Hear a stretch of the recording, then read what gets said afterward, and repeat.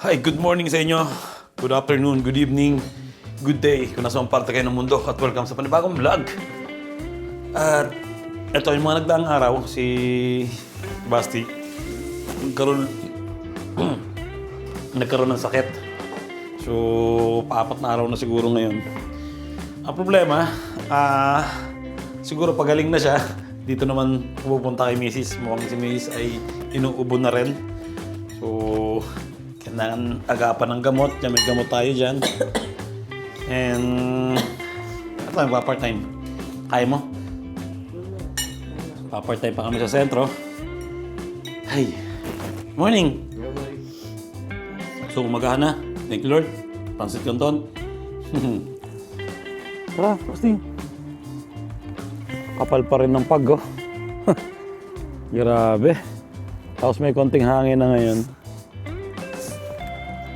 Lakad-lakad muna kami ni Posti. Bibirin ako ng gamot. Gamot sa ubo. Ubus na. Kailangan bumili. Magtatatlong linggo na tong pag na to. Kadalasan, tumatagal lang yan ng mga araw eh. Pero ngayon, tagal talaga may pag eh. Maganda naman doon, hindi umuulan. Tsaka pag nandun kami sa sentro, katulad mamaya, papakita ko sa inyo kung gaano kaganda dito. Kasi sa sentro, mataas na lugar yon. So, pag nandun kami,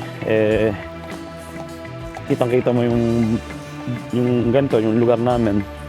Pag nandun kami sa taas, para kaming nasa ibabaw ng ulap. Ayun, papakita ko sa inyo mamaya yun pag pumunta kami ni Mrs. doon. Ayun, nakabili na ako ng gamot ni Basti tsaka ni Mrs. sa ubo. Uwi na ako ng bahay. Tapos galing ako sa bangko, kuhanin ko sana yung premyo ni Basti.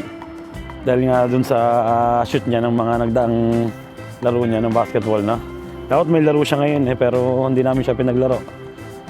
At may ubo eh, baka makahawa lang doon o mamapagod siya ng mabilis. Mas maganda hindi maglaro, di ba? Kuhanin ko sana yung premyo niya sa bangko. Ang problema, daming tao. Babalik na lang ako mamaya. Hatid ko muna itong aso namin sa bahay. At lalakad-lakad din ako. Masarap, di ba? I-exercise yun. Ayan, dito na kami sa bahay. Mainom na ng gamot ng dalawa. Ito si Posti. May bola ako dito. Yun! Friendly! Na, friendly! Yan, good. Opo. Na, Jira. Pir. Ay. Opo. Ju. Abaya. Abaya. Posi. Na, abaya. Posi, abaya. Ang abaya kasi, ibig sabihin, tahol. Sapa, yun. Friendly. Friendly. Napunta na dito. Jira. Abaya. Good girl. Na. Good girl.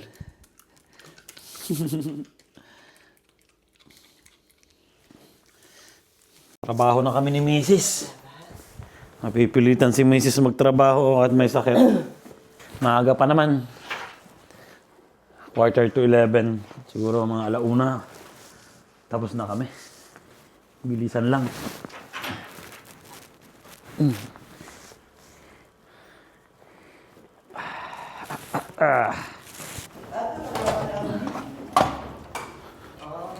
Kapal pa rin ng pag, oh. Ngayon, pagdating namin sa sentro, papakita ko sa inyo yung views.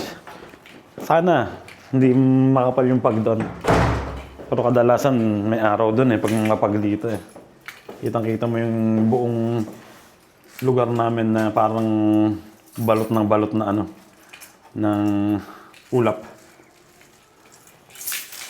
Lamig sa paa. Tingnan mo ah.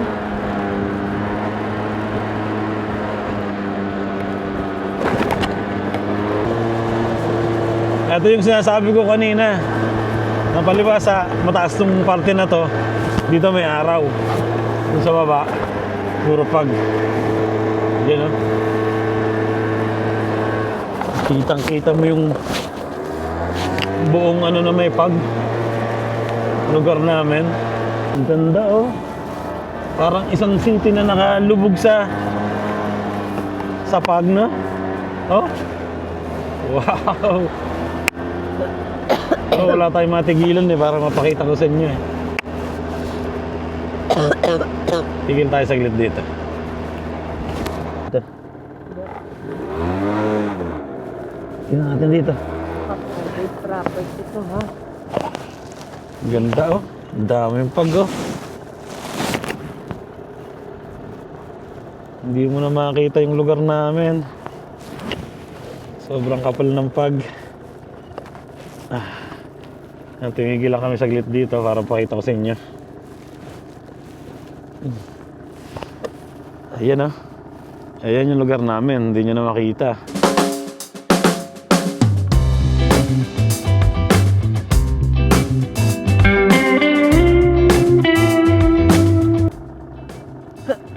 Sobrang kapal ng pag. Ito yung sentro. Pumunta doon. Yan, sentro yan. Yung parte na yan. Sa taas. Dito may araw. Doon sa baba wala. So, yun lang. Punta na kami ng trabaho. May magandang view pa doon sa pupunta namin sa pagkatapos ng escalator na mahabang hagdan. So, let's go. Dito na kami. Sa sentro. Ang ganda na. Papakita ko sa inyo mamaya. Maglakad-lakad namin. Kung gaano kaganda yung views.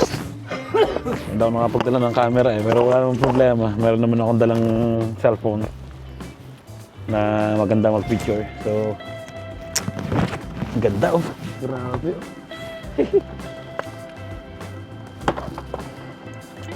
Sa lugar namin, boring eh. Dito, ang ganda eh. So, ano salamin? Kailangan kong magsalamin at sira ang mata ko pag may araw na ganan. Ayun oh. Tingnan nyo ha, pipicturean ko yung lugar na yan ha. Tingnan natin kung maganda ba yung kakalabasan ng ating picture. Teka lang siya. Yan, picture. Zoom. Wow.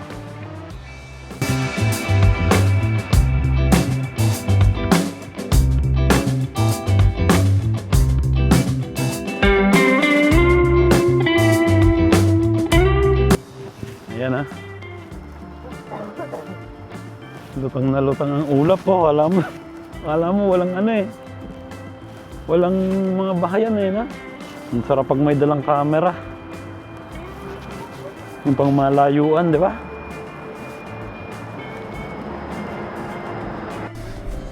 Wow. Ang ganda oh. Ayan oh.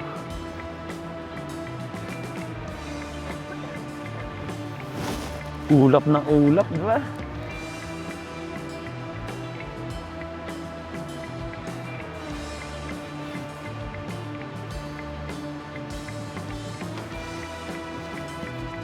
Ito sarap picturean pag mga ganitong kalsada.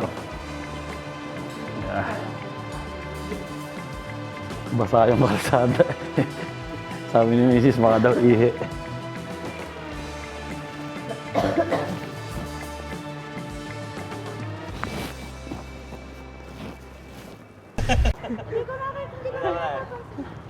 Saan ba tayo mag-iinom? Kaya nga eh, lasing din kagabi. Ah, lasing ka? Doon ako natulog naman ako yung Nuno. Ah, Napadayaw. pa-part-time kami. Ay, dinis ako. Ang ganda ng araw dito no. Sa amin, kapal ng pag. Sa baba, nasa baba ang pag eh. Sobrang kapal, Mama Mia. Magpapantay pala kayo? Oo. Ayun yung, ito yung may-ari ng condominium dito. Inlaan na adika ay. Ibili kami ng ano, pretzel. Ciao. Ingat, ingat, ingat. Laburo. Ciao. Grazie. Mhm. Wow.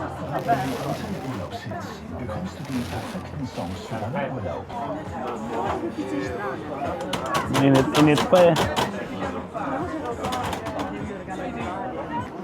Yan, bumili kami ng breadsen. Tingnan ako. Mainit. Wow. Mainit na mainit. Yun, no? With cheese and bacon.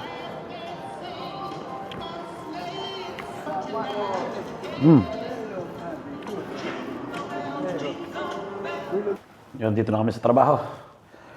Ay, oras at kalahati. Let's go! Yan, oh. Ganda. So yun, tapos na kami ni Mrs. magtrabaho at pauwi na kami sa bahay. At magluluto naman. Mag-iinit na lang pala. May mga pagkain na pala kami dun sa bahay. Binigyan kami kahapon ng tulingan tsaka yung menudo na natira. Nagtira kami sa bahay. So yun na mga kainin namin tanghalian. Mamaya na lang hapunan bibili. So yan. Balik na ulit kami sa mapag na pwesto. Nakatapos na. Ilang oras tayo ngayon? Sa kalahati ulit. Sa kalahating trabaho. Pero 3 hours, di ba? Dalawa kami.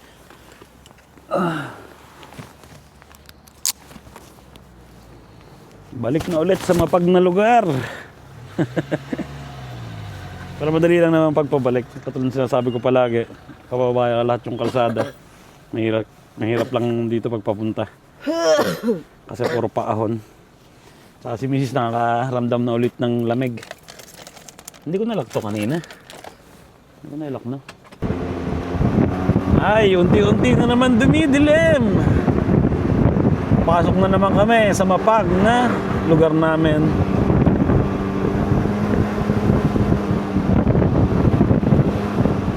Ang ganda pag naandito. O, tingnan mo naman, si... Ha?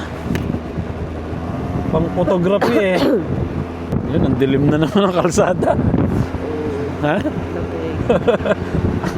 Ang kapal na naman ng pag. Dahan-dahan lang tayo, hindi naman tayo nagmamadali eh, di ba? Ayan oh. Hindi na naman makita ang kalsada. Dito na kami sa garage.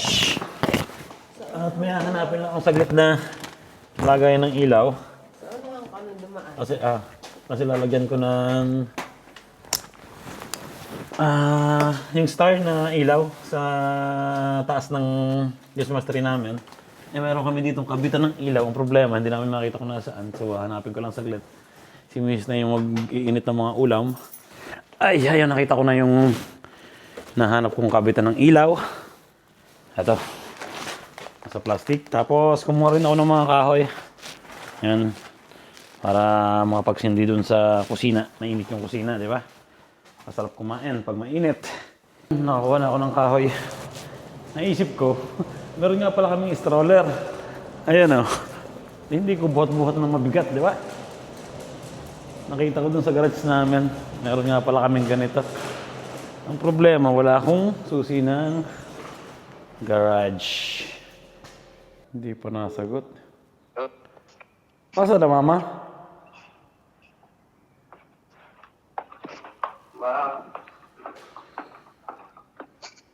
Sebastian nakasagot. Papa. Chi! Oo. Pumunta ka dun sa may bintana ni Basti. Buksan mo nung remote yung garage. Teta.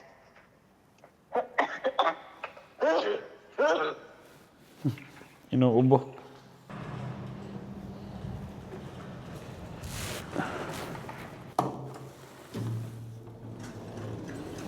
Ay. Go.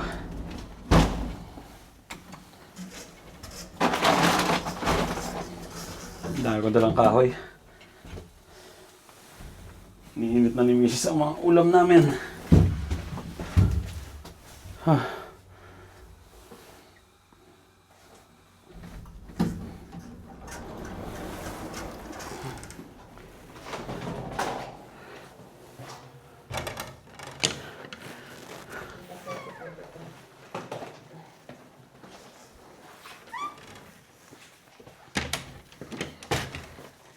Ayun! Kain na! Sarap ng ulam. Menudo. Tapos meron tayo ditong tulingan. Ba't naiga na? Hindi mo talagyan ng tubig? Hindi ko nga nilagyan ng sabaw kagabi. Baka matapon sa kotse. Ah, sarap niyan, oh. Di ba? Yung pagka, ano bang tawag dyan? Sinaing na tulingan, tapos ipiprito mo kinabukasan. May kataba yan? Wow. Thank you, Lord. Kainan muna. Ito sa Basti. May lagnat pa. Ako kanina, wiwidrawin ko sana yung premyo mo. Ang dami naman taatante dyan, Posta. Kasi may probo daw po, Ben eh. Ang dami ng panalo ng batang to. Yung kainan muna kami. Ay. Importante naman doon nakatapos na ng trabaho. Pwede nang magpahinga. Pwede na tayo magpahinga, di ba? Ay, alasin ko na. Nakatulog na ako ng konti. Tapos, magagawa naman ako nito nung lalagyan na namin ng star sa Christmas tree. Kuhanin ko lang saglit. Kumakain akong chicharon. Ayun yung Christmas tree namin. So, kailangan kong ilagay ito sa pinakaibabaw. LED na ilaw. Napakita ko sa inyo kung gaano kaganda yan. Ayan o. Kailangan ko yan ilagay dun sa ibabaw ng Christmas tree. So, meron akong binili ditong saksakan. At saka itong kabitan ng ilaw. Ayan. Siyempre may wire tie dito. Kabitan ng ilaw. So, ang mangyayari dyan, nakaganito yan. Tapos nasa ibabaw siya ng Christmas tree. Let's go!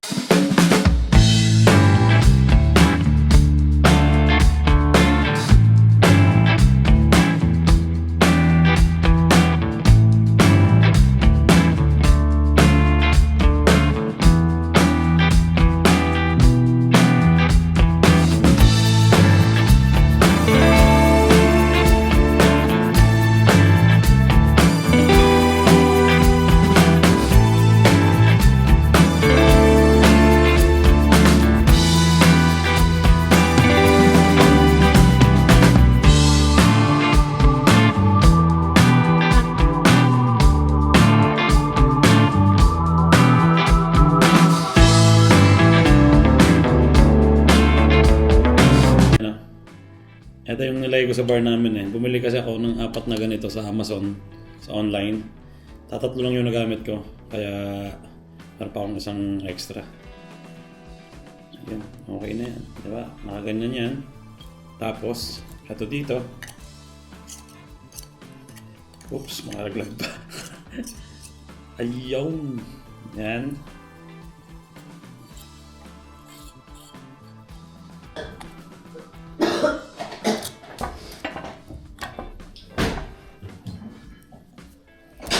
Ito naman, sunod, saksakan.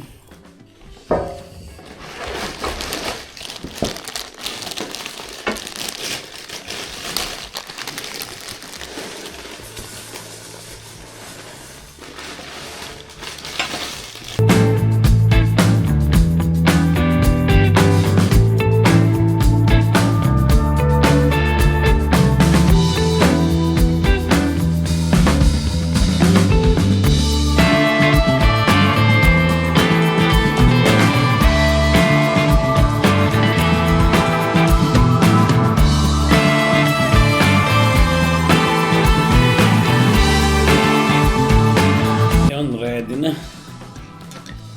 Iyan na. Pero testing ko muna kung gagana ba. Testing! May kuryente. Yun! Okay na. Ang problema ko naman ngayon kung paano ko malalagay ito sa puno sa Christmas tree. Gagawa ko na lang ng paraan. Let's go. Ganda oh. Ha? Ano ito yung gagawin ko? Kumuha ko ng isang chopstick para maging base niya, para matigas-tigas, di ba? Malambot kasi pag stick lang eh.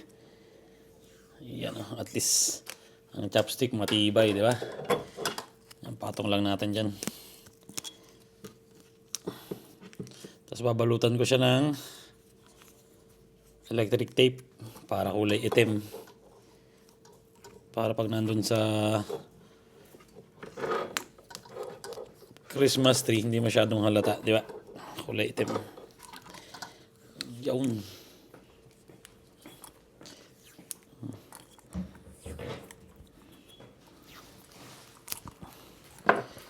Yan, nakaganon siya. Oh, ay dumiretso.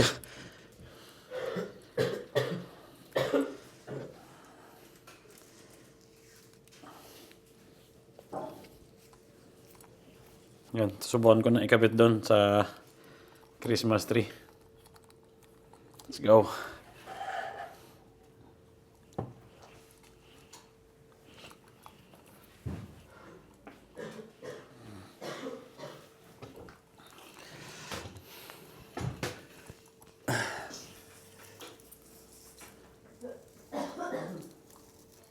Ayan, nalagay ko na sa taas yung ilaw. So, isi-secure ko naman siya nito. Itong nilalak na plastic na ganito. Para safe na safe. Let's go!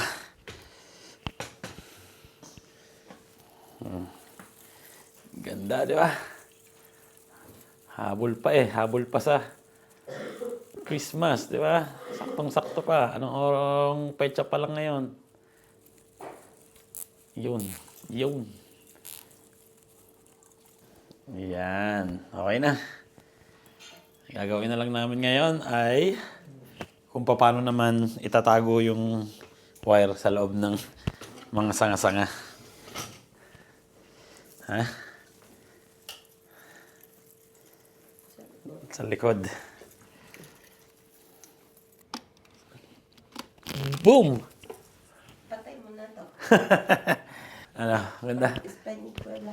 Subukan natin patayin to. Yan. Wow! Di ba? Ang linaw ha. Ha? Ang lakas. Tagilid? Ayusin ko sabi mo pag diretso na ha. Ha? Ito sa photo. Sobrang maliwanag eh.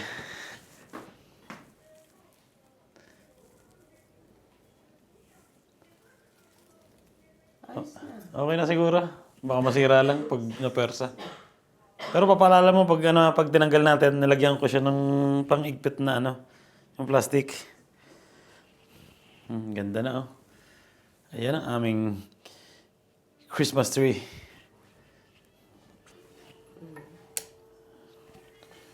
Yun. Ready na. Gagawin ko, hinaan ko tong ilaw namin dito para makita siya. At gagawin ko ring warm light. Warm, yan dyan tayo sa warm. And boom. Yan. Ayan, okay na yan. Di ba? As usual, alas 7 na, luto na. Yan, tinapay lang kami. Tsaka ito. Siyempre french fries para sa mga bata, favorite. Busy na naman ang kusina, di ba?